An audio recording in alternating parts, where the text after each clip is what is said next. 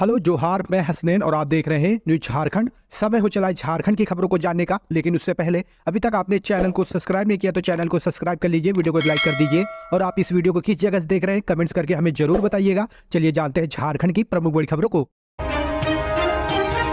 Champai cabinet की बैठक में 53 एजेंडों पर मोहर, स्कूली बच्चों को लेकर बड़ा ऐलान। लोकसभा चुनाव से पहले चंपाई सोरेन की अध्यक्षता में शनिवार यानी कि आज झारखंड कैबिनेट की बैठक हुई। इस दौरान 53 प्रस्तावों को कैबिनेट से मंजूरी मिली है।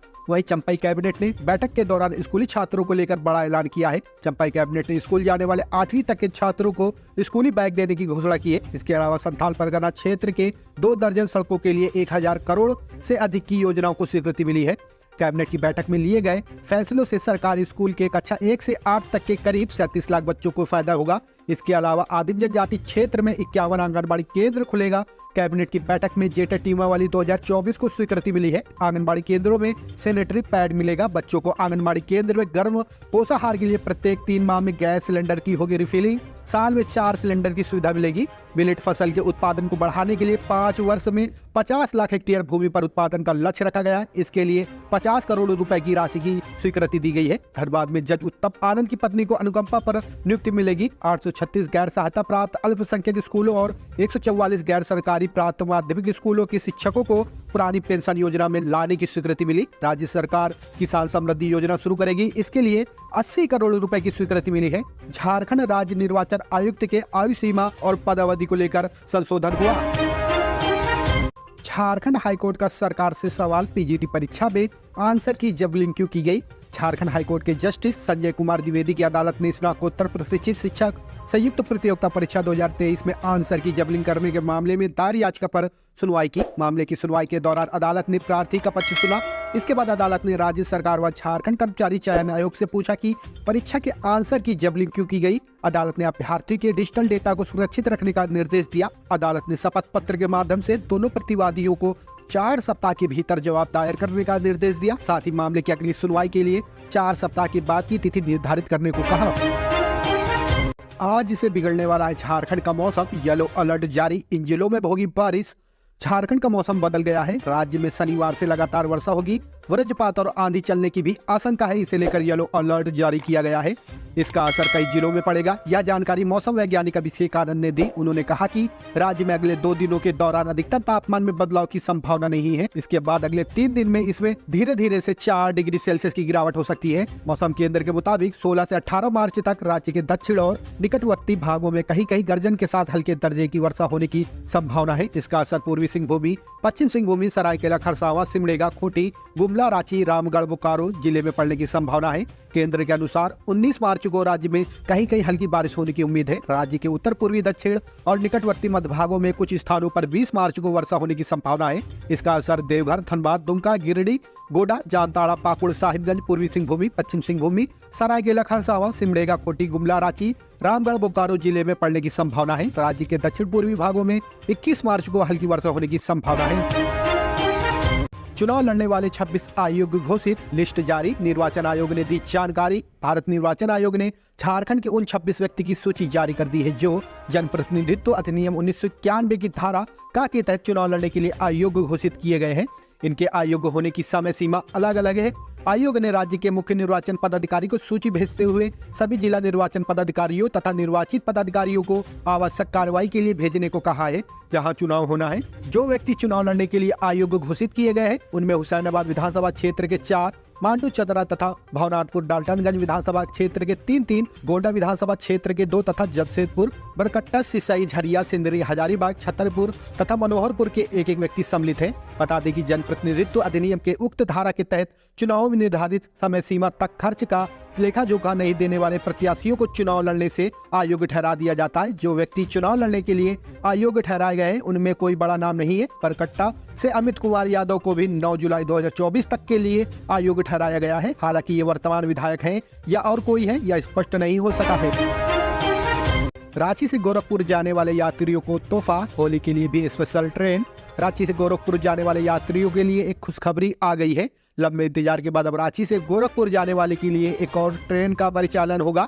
इस साप्ताहिक ट्रेन का परिचालन रांची से हर शुक्रवार और गोरखपुर से हर शनिवार के लिए होगा। बता दें, इसको लेकर कुछ महीने पहले सांसद संजय सेठ ने रेल मंत्री से मिलकर ट्रेन परिचालन को लेकर रिक्वेस्ट किया था। इसके बाद रेल मंत्रालय से यहां अनुमति मिली। मौर्य एक्सप्रेस का विस्तार संबलपुर तक किए जाने के बाद रांची से यात्रियों की सीटों का कोटा कम हो गया है। अब नई ट्रेन में रांची से यात्रियों के लिए 75% सीट का कोटा रहेगा। इससे यात्रियों को काफी सहूलियत मिलेगी। यह ट्रेन शुक्रवार की शाम 5:05 पर खुलेगी, जो अगले दिन सुबह 11:30 बजे पर गोरखपुर पहुंचेगी। यह मौर्य एक्सप्रेस की तुलना में कम समय में पहुंचेगी। वही वापसी के लिए उसी दिन यानी शनिवार को ट्रेन 3:30 बजे से गोरखपुर से खुलेगी और रविवार को सुबह 9:30 बजे तक रांची पहुंच जाएगी। यह ट्रेन रांची से मुरी, बोकारो स्टील सिटी, चंद्रपुरा, धनबाद, चितरंजन, जामताड़ा, मधुपुर, जसीडीह, झाझा, केउल, मोकमा, पटना साहिब, पटना, पाटिलपुत्र, दिगवारा, छपरा, सीवान, भटकनी और देवरिया सदर होते हुए गोरखपुर पहुंचेगी। इस ट्रेन में कुल 22 कोच रहेंगे।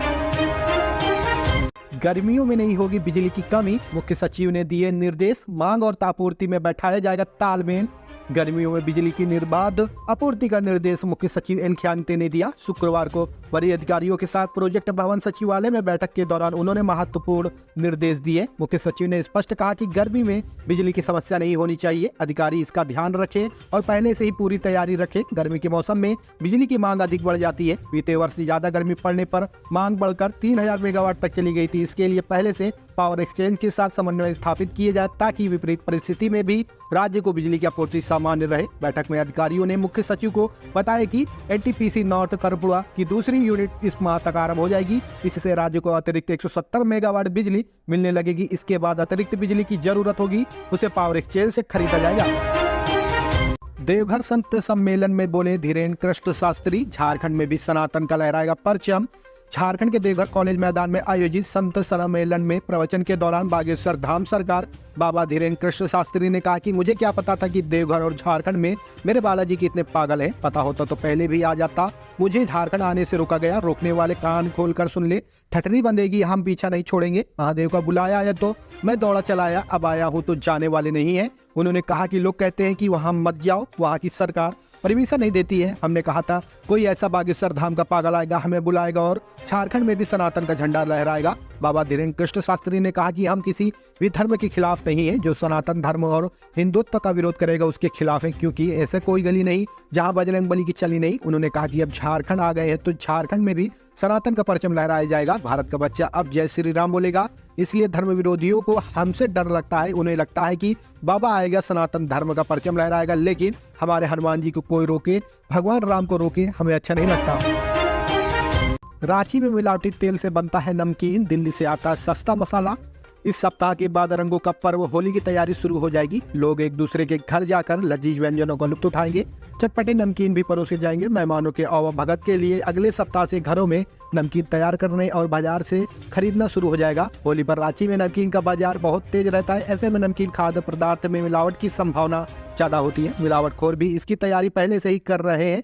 कम लागत और अधिक मुनाफा कमाने के लिए तेल, मसाला और बेसन में मिलावटखोर कई तरह से मिलावट करते हैं। आपकी लोकप्रिय न्यूज झारखंडी पर मिलावटी खाद्य पदार्थ समेत मिठाई की खरीदारी में सूझबूझ रखने को लेकर अभियान शुरू कर रहा है। इसी क्रम में मिलावटी नमकीन को लेकर आम जन को आगाह किया जा रहा है। स्थानीय स्तर पर नमकीन की कई छोटी फैक्ट्रियां और होटल है जहां चना दाल की जगह खेसारी दाल का बेसन तैयार होता है। अधिक संख्या फैक्ट्री संचालक 80% खेसारी दाल का बेसन और 20% चना दाल का बेसन मिश्रित कर खाद्य सामग्री तैयार करते हैं। मूंग दाल और चावल से तैयार होने वाले पापड़ भी मिलावट किया जाता है। इससे मिलावटखोरों को मुनाफा काफी बढ़ जाता है। सीएम चंपाई का एक और बड़ा एक्शन, कई अफसरों को किया इधर से उधर। लोकसभा चुनाव से पहले झारखंड में तबादलों का दौर जारी है। एक बार फिर से प्रशासनिक फेरबदल किया गया है। इस दौरान 2 आईपीएस अफसरों और 4 डीएसपी का तबादला किया गया है। रांची के एसपी ग्रामीण पीयूष पांडे को जैप-10 का कमांडेंट बनाया गया है, तो वहीं रांची के एसपी यातायात को एसपी ग्रामीण रांची का भी अतिरिक्त प्रभार सौंपा गया है। दरअसल जब से चंपाई सोरेन ने मुख्यमंत्री पद का पदभार संभाला है, तब से वह लगातार राज्य हित में कुछ न कुछ बड़ा कदम उठा रहे हैं। आम लोगों की सुविधा को लेकर लगातार काम कर रहे हैं। वहीं सुरक्षा को लेकर भी मुख्यमंत्री ने कुछ दिन पहले राज्य के आला अधिकारियों के साथ अहम बैठक की थी, जिसमें प्रदेश के लोगों की सुरक्षा को लेकर कई दिशा निर्देश